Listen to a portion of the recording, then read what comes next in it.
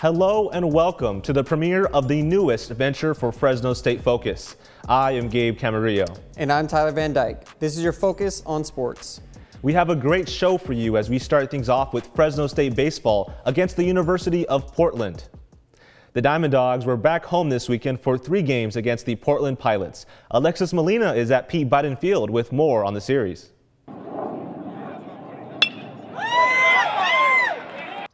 The Dogs closed out their series against Portland University, winning 2 out of 3 games. On Friday, they lost, but were able to close out the next 2 games in dominant fashion, finishing off Sunday's game 7-1.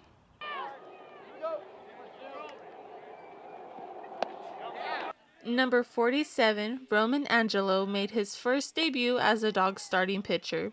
He pitched for 6 innings, holding Portland to 7 hits, 1 run, no walks, and struck out 2. We decided to start him today and get some length out of him, and I thought he just pitched fantastic. It was like watching Doug Fister pitch. You know, he's working quick, 3 pitches for a strike. In a veteran club like that, has such great plate discipline.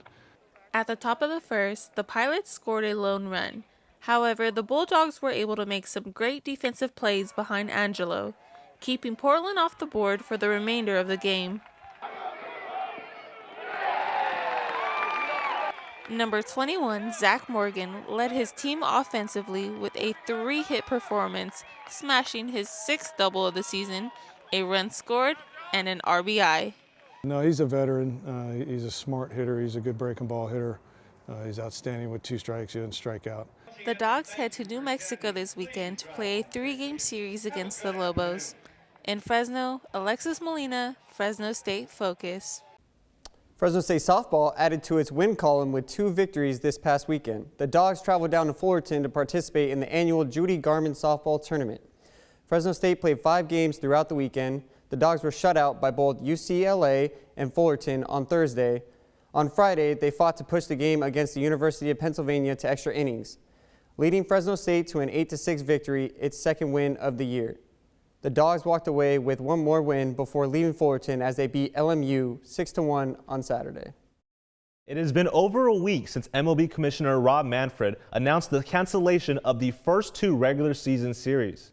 The lockout came after the collective bargaining agreement that was signed in 2017 expired at midnight. This could put the 2022 season in jeopardy unless something progresses. The latest word from the MLB is that negotiations went backwards since last Tuesday.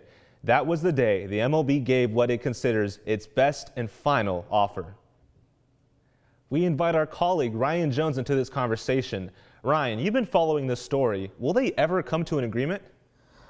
Well, it doesn't look like it's happening anytime soon. Negotiations have, like you said, reportedly gone backwards.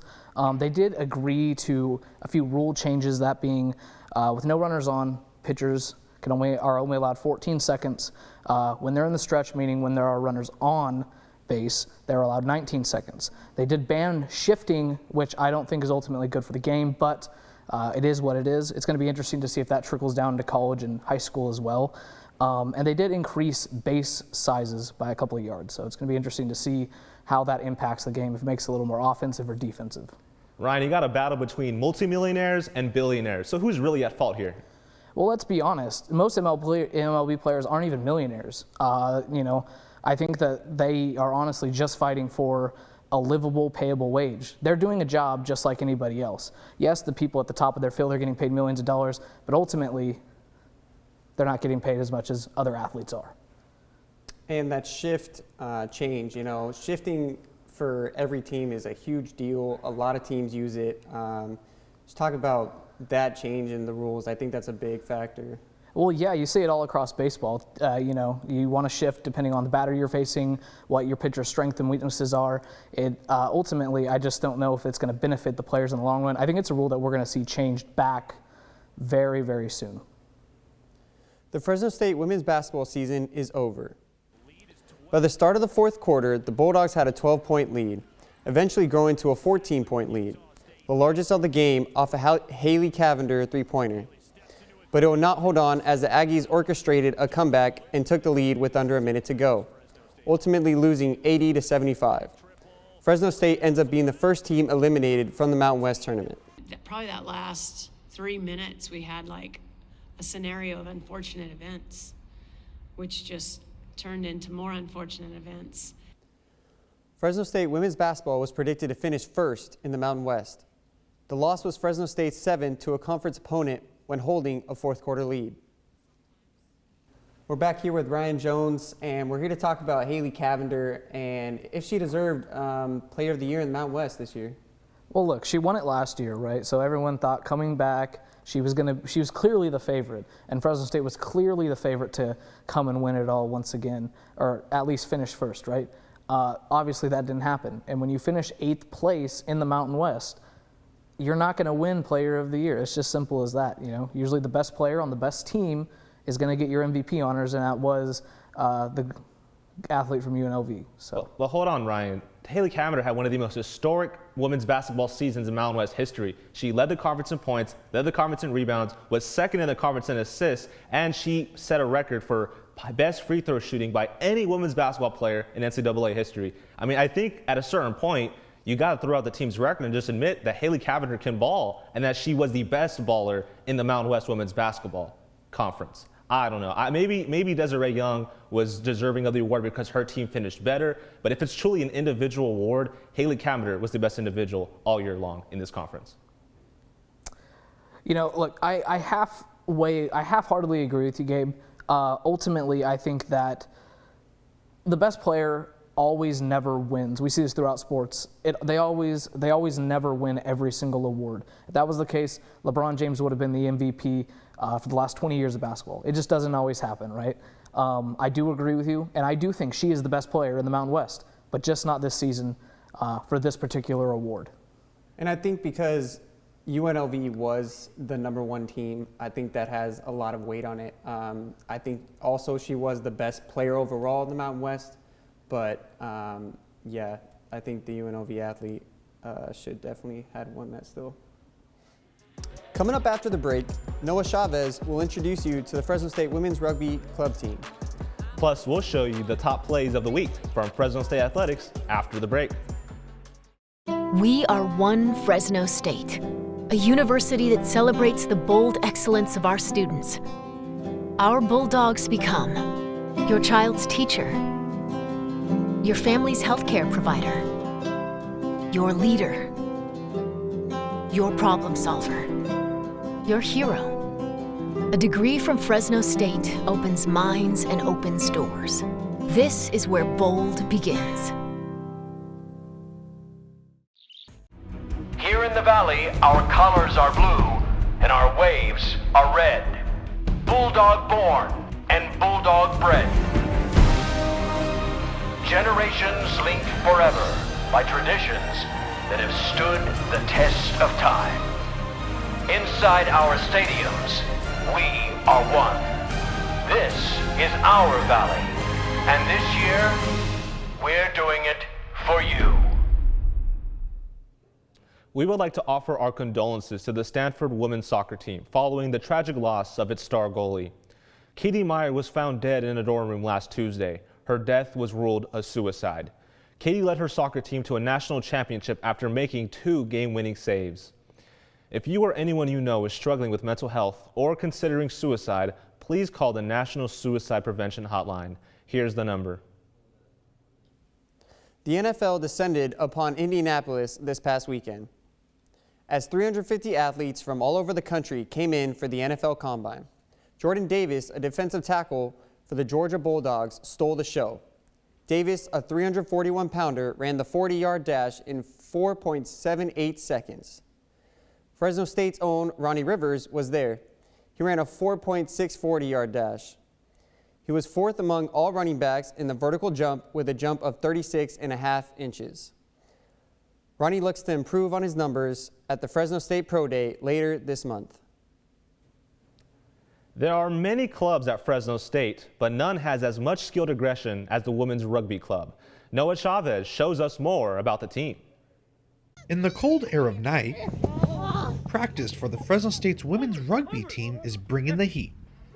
These women practice 3 times a week, every week, into the night. Unlike any other sport I've ever been a part of. Reagan Gardner is a 5th-year senior who has played for 5 years and knows the struggles of being a student and club athlete. So we don't have the financial incentives that like football and other athletic sports do have, but we actually pay dues to the club to even play. It's a lot, but it's just great because the girls make it fun. You're hanging out with your best friends, and then there's the sport. That's right, no scholarships, no incentives. It definitely is a community, and I'm a pretty sociable person to begin with, but having this rugby team really solidifies friendships that you're gonna have for a really long time. And we all genuinely really get along and love each other. And the love that they have for each other translates every game day where they can bring the pain. Oh my God! And I think it really keeps you in shape, and it's just overall, after you get beat down, it makes your body feel good.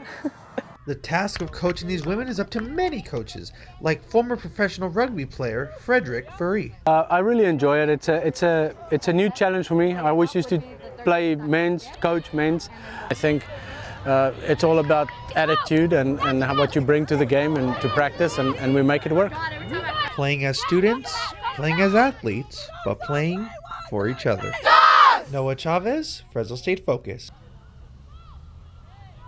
The rugby team's most recent match was a dominating win over rival Chico State with the score of 27-7.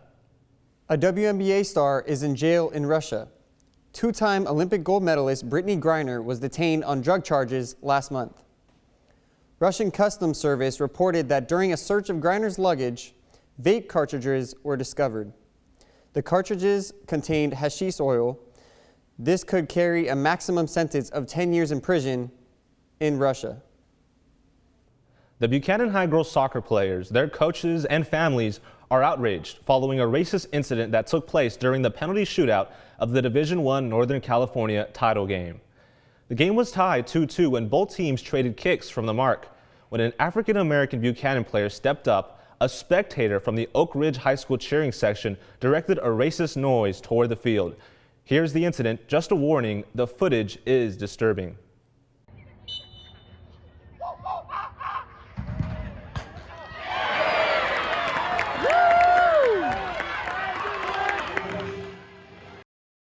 Buchanan lost the championship to Oak Ridge, and their head coach is speaking out about the incident she believes changed the game's outcome. In a statement, Jashara Gillette said her players were emotionally hurt by the crowd's actions. After another great week of Bulldog sports, it's time to go over some highlights. I'm Holly Casina, and this is your Fresno State Top 3 Plays of the Week. Let's get right into it. Fresno State men's basketball wrapped up this season's stint of home games at the Save Mart Center with a thriller against New Mexico. In the second half, we have this monster block from Jordan Campbell. He said, "Look, Ma, 2 hands, not in my house, not in my Save Mart Center, maybe another day, but today is not that day." Up next, we got a little more from Fresno State men's basketball. They had some tough matchups over the course of this last week, but this guy stays cool under pressure. Junior Ballard with an absolutely launched 3-point jump shot, sending us into overtime against San Diego State. This team's got some energy that you simply cannot beat.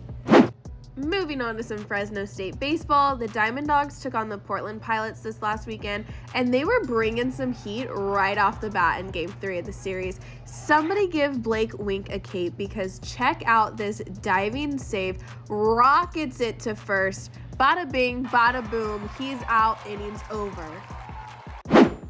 And that's a wrap on Fresno State Top 3 Plays of the Week. As always, it's a great day to be a dog. I'm Holly Casina, and I will see you next week on Fresno State Focus on Sports. And that's our show.